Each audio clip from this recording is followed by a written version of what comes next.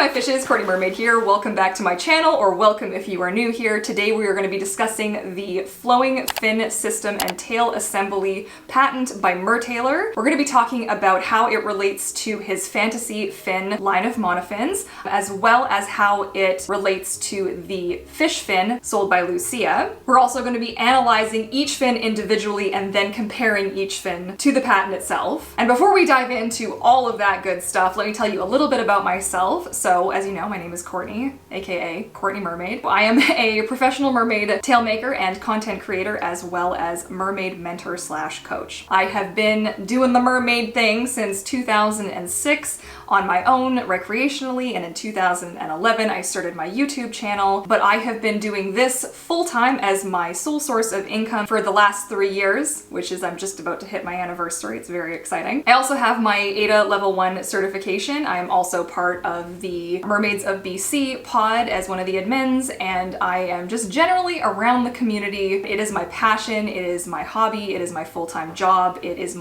basically my entire existence revolves around fins and mermaid tails and other mermaids. So before we go any further, let's discuss a brief history of monofins. So a monofin is a type of swim fin that consists of a blade and 1 or 2 foot pockets that then the user puts their feet into. These fins are typically used for underwater sports like freediving and fin swimming, and of course in our case, mermaiding. And one of the first patents was registered as early as 1933, and fins have been evolving ever since then. All kinds of different materials have been used to create monofins, and as they were being refined, in 1986, fin swimming was officially recognized as an Olympic discipline, which was super cool. And as we continue on into the early 2000s, monofin design and construction was really hitting its peak and its stride. And as mermaiding began to kind of take off, companies would begin to explore more recreational monofin options as well. Which brings us to today, where there are many different options available for mermaids, far more than there ever have been in the past. And these monofins are typically geared more towards the mermaid aesthetic versus the functionality and speed of the more traditional competitive fins. And basically the monofin is an integral part of the mermaid experience, especially when it comes to swimming. It is our motor, it is the power behind everything that we do in the water, and is therefore a pretty important part of the experience. Okay, so now that you know kind of what a monofin is, kind of where it came from, who I am, why any of this matters, since I'm not a lawyer and none of what I'm telling you should be taken as legal advice, I have included in the description box down below a list of resources and videos that you can watch that are going to be a little bit less dry than just reading through endless amounts of explanation, which I have done. I have also included information on the WIPO, which stands for the World Intellectual Property Organization, and there has been a lot of discussion recently as to whether or not this is a global patent. What is a global patent? Because a global patent isn't something that really exists, but the WIPO, it actually helps facilitate the getting of your patents in other countries, because when you register your patent, so first of all, what is a patent? Let's just start there. So a patent is basically a government recognized license essentially for your invention. And items that can be patented need to be something that is new, that changes the game essentially for any given area. So for a monofin, for example, that would be something like a major leap forward in terms of comfort, or a major leap forward in terms of the functionality. Things like that can be patented. A specific way of doing something, or a specific formula for creating something. Specific things that make up your product can be patented and therefore protected. And basically you can use your patent to stop other companies from replicating what it is that you're doing. It will also help stop companies from selling a copy of your product. For me to go into detail, this would make this a much longer video, so it would be essential if you want to pause now, and all of that information is going to be in the description box down below for you guys to check out and kind of familiarize yourself with before we continue on. I have also included the Mertailor's patent down below as well for you to reference. I'm just going to asterisk this right now because I can already hear the keyboards clacking in the background. Please make sure you actually read the patent before you contribute your opinions to the cause. There's a really big difference between what we're all being told that the patent covers versus what it actually covers. And so doing your due diligence and making sure that you are reading all of the information on how to read a patent, what a patent is, what it isn't, what the WIPO is, what it isn't, and what the patent actually covers. It's really important that you are on top of that because I am seeing so much drama in regards to this from people who are citing things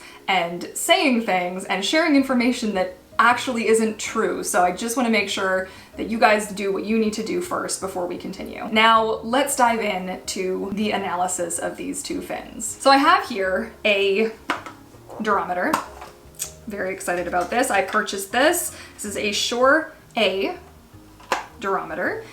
If you would like more information on what a durometer is, what it measures, all of these things, again, this is not a big scientific schooling lesson. I will leave information for you to educate yourself down below, but basically it measures the hardness of a rubber or a silicone. The reason that this is important is because as part of the Mertailor patent, which I have here, there is a certain level of criteria that the fin needs to meet in order to fit underneath the patent.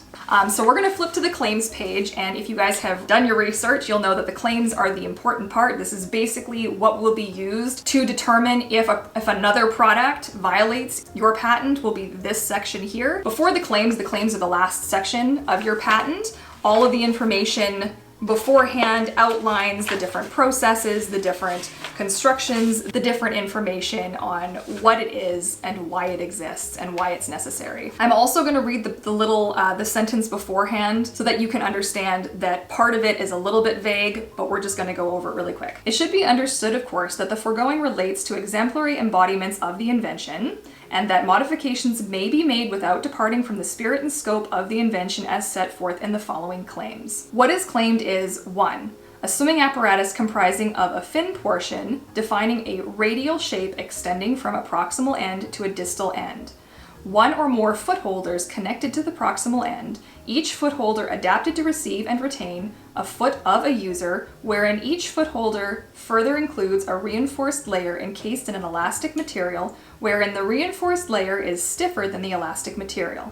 A plurality of spaced apart ribs radially extending from the proximal end, and a plurality of thin portions, each thin portion extending between each two adjacent spaced apart ribs of the plurality of ribs. I am going to explain this all to you, I promise. The swimming apparatus of Claim 1, wherein each thin portion is comprised of a material having a durometer different than that of each spaced apart rib. 3. The swimming apparatus of Claim 1, wherein each thin portion has a durometer less than a durometer of each rib. 4. The swimming apparatus of Claim 2, wherein each rib has a first durometer, wherein each thin portion has a second durometer, and wherein the first durometer is greater than the second durometer. 5. The swimming apparatus of Claim 4, wherein the first durometer has a Shore A scale range between 45 and 25. 6. The swimming apparatus of Claim 1, wherein each rib has a thin portion made of the same material. 7. The swimming apparatus of Claim 1, wherein each rib has a taper cross-section thickness that only equals cross-sectional thickness of the plurality of thin portions, there's a typo here, think portions, at the distal end. The 8th one is just a repeat. I don't need to read that to you again because it's a repeat. Again, this is linked to, this is publicly available. You can find this and you can read this yourself, which I recommend that you do, especially if you are somebody who has been really fighting with other people over this. Go check it out. Okay, so I'm gonna move the Lucia out of the way and let's talk first about the size. So I'm gonna start off by giving you guys some measurements to look at. So from tip to tip of this monofin, we are looking at, I'd say 26.75 inches. If I line this up actually with the grain on my table here, I'll actually be able to give you guys a better idea. Okay. So from the back end of the fin all the way to here is the same. So this is essentially a square. So 26.75 inches. This way and this way, okay? We're also gonna take a look at the foot pockets. This monofin is definitely made for wider feet. You can see that. I'm somebody with a very narrow foot, so this is a little bit large on me, which does cause a little bit of rubbing. So the foot pocket is 3.25 inches, and we're looking at about 10.5 inches from the toe to the end of the heel strap. The heel strap itself, in between, is about 1 inch. This is about 1/2 inch. The heel strap at the very back, and everywhere else is about the same. So that gives you an idea of what we're looking at in terms of dimensions. This is the Lucia monofin. You're looking at just under 31.5 inches, is 28 inches. we're going to take a look at the in-between is about 0.75 inches. This is 0.25 inches. The strap part here to here is about just over 10.25 now that I'm doing it this way. If you've seen my other review video, I actually measured it differently, but this time I put it inside the foot pocket, so 10.25. And the distance between the middle and the outer edge is gonna be 2.5 inches. Okay, so already we can see that in terms of size, these two fins are not the same. Now let's check out the weight. This is 5.6 pounds. I know because I weighed it just the other day for another video, so it's 5.6 pounds. That was really awkward. It's a shipping scale that I weigh them on, and it's so floppy that it goes everywhere, but this is just under 8 pounds. So that gives you a bit of an idea in terms of weight, that they are not the same weight. Now, as far as materials go, these are also not made of the same materials, which is very obvious to anybody who's actually seen these up close. This is where I think the biggest dispute comes from. It is hard to tell that these are not in photos or even in the video you're gonna see here, but I'm gonna give you an example of what we have for flop with this fin in comparison to the flop with the Lucia, okay? It has this piece here at the back, this kind of like nubbin at the back, whereas this does not. This looks a lot more like other fins that I have in my collection that are made on a steel press. So I cannot confirm that that is how this monofin is made, but just given the evidence, that is what comes to mind. And I will show you another two fins to compare it to shortly. I will also note that this monofin is also full of holes. I have a lot of little holes. This is how it came to me from Mertailor when I received it. It does have little holes, whereas this one does not, which is another bit of evidence that these are not produced in the same way, because it does not have any imperfections short of the seams, where it has little seams and a little bit of extra stuff coming out of the seams. Now, in terms of propulsion, I have been swimming with both of these monofins several times. I've made tail skins for both of these monofins.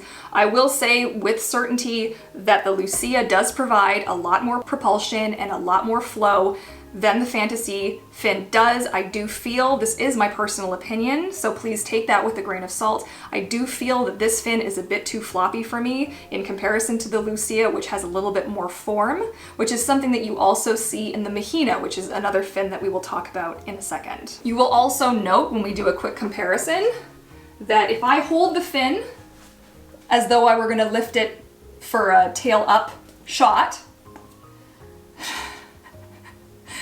foreshadowing, this is what happens, right? We're looking at something a lot more floppy, whereas if you hold the Lucia fin up, the fish fin up, this is what you have. It actually stays up. I can hold it with one hand, and it actually stays up completely on its own. It doesn't flop, it doesn't fold over, it stands up completely by itself. Okay, another thing that is important to note, as was mentioned in the claims section, in section 1, each foot holder adapted to receive and retain a foot of a user, wherein each foot holder further includes a reinforced, which this one has, a reinforced layer encased in an elastic material, wherein the reinforced layer is stiffer than the elastic material. Now, okay, so just so you guys can see, inside the foot pocket, this is what I'm talking about. So this is the reinforced piece that is mentioned in the patent, which, as you can see, this fin does not have, and there is not anything here. No reinforcement of any kind. It doesn't go through the foot pockets because it wouldn't go all the way around because there's a hole for the drainage. Whereas this one doesn't have that. Okay, now for our shore hardness testing. Let's do this. So let's pull this around. So I'm gonna reread this to you and explain to you my interpretation of it. A fin portion defining a radial shape extending from a proximal end, which is a proximal end is the part closest to your body, to a distal end, distal, being the furthest part away, which is essentially every monofin in existence. One or more foot holders connected to a proximal end, again, every monofin ever, but these two obviously share that, wherein each foot holder includes a reinforced layer, like we mentioned. That's something that they already don't share. Next, a plurality of spaced apart ribs radially extending from the proximal end, and a plurality of thin portions, each thin portion extending between each two adjacent spaced apart ribs of the plurality of ribs, which is a fancy way of saying there are lines going down your tail that are ribs that start at the top and work their way to the bottom. Also very interesting is that all of the different fins of the Fantasea line follow something different, and if you were paying attention, the Fantasea 4, now I don't personally have the Fantasea 4, I've only seen video footage of it, doesn't actually have ribbing.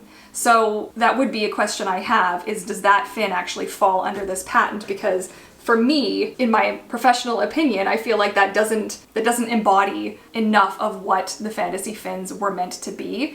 As described in section 3, broadly an embodiment of the present invention provides a flowing fin assembly adapted to provide excellent comfort, good propulsion properties, and also has a gentle flowing appearance that is similar to the flow properties of a betta fish as a swimmer traverses the water. So that's kind of what we're going for here. And a whale tail style shape, in my opinion, does not follow that. So let's see. Let's just pick a few spots on each fin that are the same, in the same area, and let's look at what we've got. Okay, so I'm going to turn this on so you guys can see that there. So we're going to measure this here, and I'm going to face this hopefully so that you can see it, but I'll read it off. Okay, so this is 25.5. Okay, that's what this particular rib is here, and we're going to do the same thing on this one. And this is 75, almost 75.5. As you can see, this is a ridge, but there's no ridge here. So what I'm gonna try and do is get this piece, this little chunk of a piece right in between. Oh, you guys still can't see that. Okay, let me just move this over. Right here, okay? So that's gonna be, just making sure I'm following it up. And this is 15, okay? And this, which is, the ribs are identically spaced on the front and on the back. And this is 58.5, no, 59, there we go. Okay, now we're gonna take one of the ribs, one of the difficult thing here is this rib is actually hollow on the underbelly. So I'm gonna do this rib, and then there's another rib on the back side, and I'm gonna do that one as well. We'll start with this one though. So this is 22.5, and that is 74. Okay, so now we're gonna do one more on that other rib that I mentioned. As you can see, that's on the back, that's flat here, but we're gonna still, oh, 0. Okay. And that is 22.5. Okay. So the range that was given was a scale range between 45 and 25, and so that's already another piece of evidence. So next I'd like to show you guys a different monofin. This is going to be the Mahina Merfin. This fin's patent, I believe, ran out just recently, within the last year or two, but it is from Australia, and it is made of rubber. So it is not made of the same material as either of these fins. It is made of a rubber. You can see it's definitely got a little bit of flop and a little bit of flow, and it's a little bit, it's bouncy. It's a bit of a different kind of fin. But if you look at this fin, there are a lot of similarities between this fin and the fish fin. The foot pockets are similar, the heel straps are similar, the dimensions are similar. There's a lot of similarities even on the front of these two fins, as you can see. Now that being said, because they are made of different materials, you can feel that they are not the same sculpt. Everything's a different dimension, everything's a different size. I do not feel like these are personally the same fin either, but I did want to show you guys, those of you who were, who are curious, that there are other fins out there that are perhaps more similar to the fish fin than the Mertailor Fantasea fins. Okay, now that I've shown you that fin, a lot of you guys have been asking about other silicone fins on the market, and I do have one more here to show you. So this is the Finis Luna, and the biggest argument that people make between the Finis Luna, the Lucia, and the Mertailor fins is why doesn't the Luna also fall under this whole mishmash debacle? And that is because this fin came first. I believe it's also patent pending, and it has heel straps that actually detach. So and it has an open back system. It has its own set of ridges, which is actually a common thing. You can look at any Monofin that I have in my collection. I have a lot of Monofins in my collection. See any of my other Monofin related videos, but you can see that this actually has those lines to form that structure, because that is actually something that's kind of integral for all Monofins. And the material that it's made of, this is not made of the same material that the Fantasea fins are made of, and it's also made in a different way than the Fantasea fins are made. So that's the main argument there. There are also other companies out there right now producing silicone Monofins, including Mermaid, which is not a company that I'm personally familiar with. It was one that was suggested to me to check out while I was putting the information together for this video. So I took a look and I saw what they had to offer. The main difference between their fin and other fins that I've seen is they actually have a full heel. Instead of it being a strap, it's actually like a full sock style Monofin, which is very different than anything that I've really seen, short of Monofins that are legitimately socks, like the Fin Fun, or some other professional Monofins where your foot's actually like in a little boot. I was also directed to 2 different posts by Monofins over on Instagram. Anything that I've referred to today will also be in the description box down below so that you can check it out yourself and draw your own conclusions. Monofins has recently made 2 posts regarding their silicone Monofin experience and what they're creating and what they've created in the past that I think are interesting to check out. Okay, so based off of all of the research I've done and everything that I've read, the conclusion that I have drawn is that these 2 fins are not the same Monofin. I don't believe that any of the Fantasea fins in the Mertailor line are the same as this fin. You can even see that the thickness is not the same. This is almost paper thin. It has a much chunkier look to its tips, almost like it was just cut off as opposed to tapering towards the end. It's my professional opinion that the fish fin does not infringe upon the Mertailor patent. So all that being said, I appreciate you coming along with me on this journey. It has been quite the journey. I've been working on this for a really long time now, and I hope that you found it really interesting. Now, before I let you guys go, I do need to just really heavily bold, italicize, underline, asterisk, the whole thing. Before you guys go and tear each other up in my comment section, I'm gonna ask that you go through the description box. Actually do it, please.